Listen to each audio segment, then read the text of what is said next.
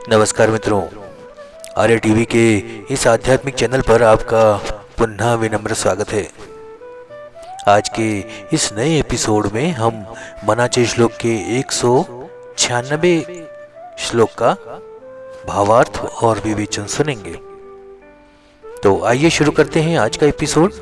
आज का श्लोक इस प्रकार है।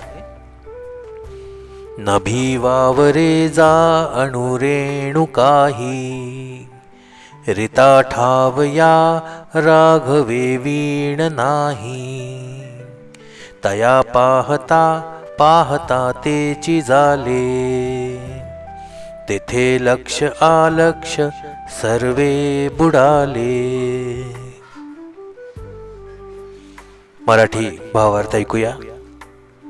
नभी वावरे जा अणुरेणू काही, म्हणजे आकाशात काहीही वादळ किंवा अशुद्धता नाही। रीता ठावया राघवे वीण नाही, म्हणजे रघुकुलाच्या वंशाची पवित्रता ही कायम आहे। तया पाहता पाहताचे तेची झाले, म्हणजे हेच सर्व घटनांचे परीक्षण करत असताना त्याच पवित्रतेने पालन होत आहे। तेथे लक्ष अलक्ष सर्वे बुडाले, म्हणजे सर्व लोक या पवित्रतेला लक्ष देत नाही आणि त्यामध्ये सर्व बुडून जातात। याचे उद्दिष्ट आहे की जेव्हा आपण इतरांच्या चुकांवर लक्ष केंद्रित करतो तेव्हा आपली स्वतःची स्थिती विसरून जातो। आइए हिंदी भावार्थ सुनते हैं। आकाश में कोई भी अशुद्धता या विघटन नहीं है। रघुकुल की पवित्रता बरकरार है। इसे देखने के दौरान वह पवित्रता पूरी दुनिया में व्याप्त होती है। लोग इस पवित्रता का ध्यान नहीं देते और उनकी अवबोधन की वजह से सभी बुरी स्थितियों में फंस जाते हैं। जब हम दूसरों की गलतियों पर ध्यान देते हैं तब हम अपनी जिम्मेदारियों को भूल जाते हैं। आइए इसे विवेचन के माध्यम से और विस्तृत में समझते हैं। नभी वावरे जा अणुरेणु काही, इस वाक्य का अर्थ है कि वायु के मार्ग में किसी प्रकार की सूक्ष्मता या कण का संचार नहीं होता। यह पूरा प्रतीक है साधक की मानसिक स्थिति का। जैसे वायु बिना किसी रुकावट के अपने मार्ग पर गतिमान रहती है, वैसे ही आत्मा को अपनी साधना में निरंतर गति और ध्यान में नितांत समर्पित रहना चाहिए। वायु का शून्य में प्रभाव होना यह दर्शाता है कि ज्ञान के मार्ग में किसी भी बाह्य व्यवधान से बचना आवश्यक है। इस वाक्य के माध्यम से रामदास स्वामी यह शिक्षा देते हैं कि साधक को किसी भी प्रकार के बाहरी आघात से मानसिक स्थिति को स्थिर रखते हुए आत्मा के ध्यान में ही पूर्ण रूप से स्थित रहना चाहिए। रीता ठाव या राघवे वीण नाही, यह गहरे अर्थ को प्रकट करता है। राघव यानी श्री राम के बिना संसार में किसी भी स्थान की स्थिरता या स्थायित्व नहीं है। श्री राम की उपस्थिति से ब्रह्मांड अपना अस्तित्व बनाए रखता है।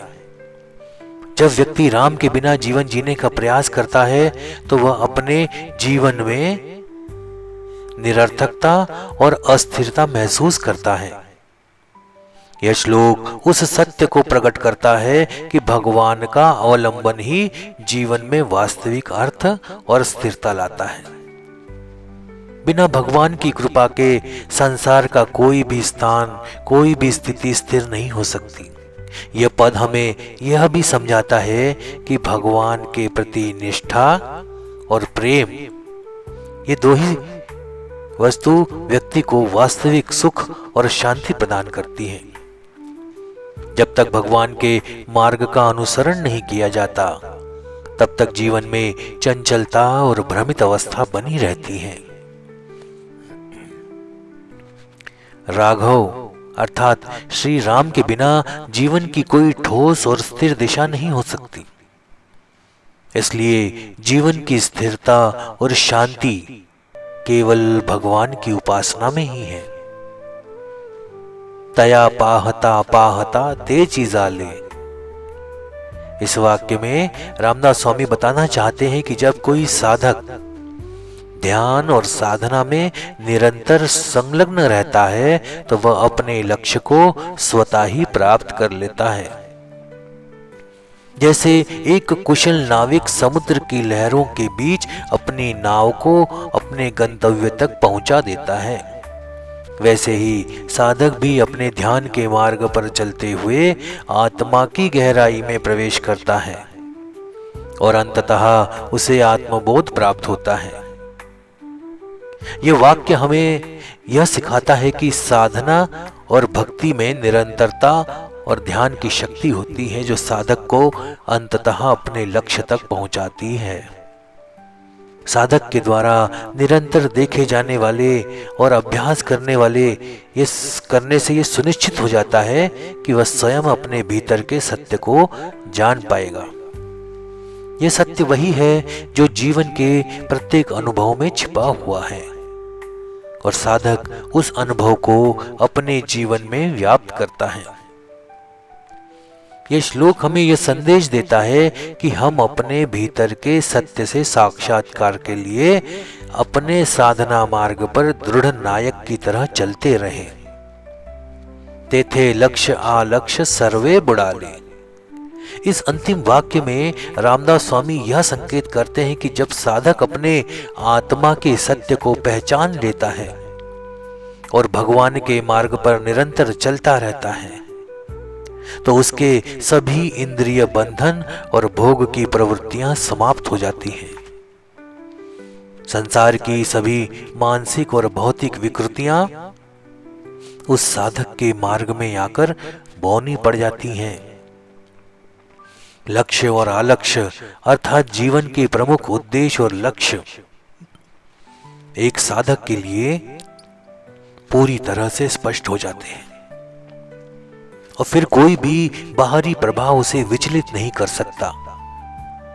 यह श्लोक साधक को यह समझाने का प्रयास करता है कि जब वह अपने जीवन में पूर्ण रूप से समर्पित होकर भगवान के साथ जुड़ता है तो वह सभी सांसारिक बंधनों से मुक्त हो जाता है। वह जीवन की स्थायी शांति और सुख की प्राप्ति के लिए अपनी आत्मा की ओर मुड़ता है और उसका मन स्थिर और शांत हो जाता है। इस अवस्था में वह पूरी दुनिया से अपने आंतरिक यात्रा में पूर्ण रूप से समाहित हो जाता है। जीवन के प्रति हमारी दृष्टि और दृष्टिकोण किस हद तक हमारे मानसिक और भौतिक अनुभव को आकार देते हैं। जब हम जीवन को भगवान के दृष्टिकोण से देखते हैं तो हमें न केवल अपने आंतरिक अनुभवों को समझने का मौका मिलता है बल्कि हम अपने बाहरी संसार के साथ भी बेहतर संबंध बना सकते हैं। अगर हम अपने जीवन के प्रत्येक पहलू को भगवान की उपस्थिति के रूप में देखेंगे तो न केवल हमारे अनुभव शुद्ध होंगे बल्कि हम अपने जीवन के सभी दुखों और परेशानियों से उबर पाएंगे। साधना और भक्ति की गहरी प्रक्रिया में यह श्लोक हमें यह सिखाता है कि भगवान के प्रति हमारी श्रद्धा और विश्वास जीवन के प्रत्येक क्षेत्र में स्थिरता और संतुलन लाते हैं। जीवन के जो भी पहलू हमारे लिए समस्याएं उत्पन्न करते हैं वे हमारे मन की अशांति और विकृतियों का परिणाम होते हैं। जब हम अपने मन को शांत और स्थिर रखते हुए भगवान की उपासना में लगे रहते हैं तो जीवन का प्रत्येक अनुभव हमें एक नई समझ और शांति का एहसास कराता है। आध्यात्मिकता के इस गूढ़ मार्ग पर चलने से हम आत्मबोध की ओर अग्रसर होते हैं।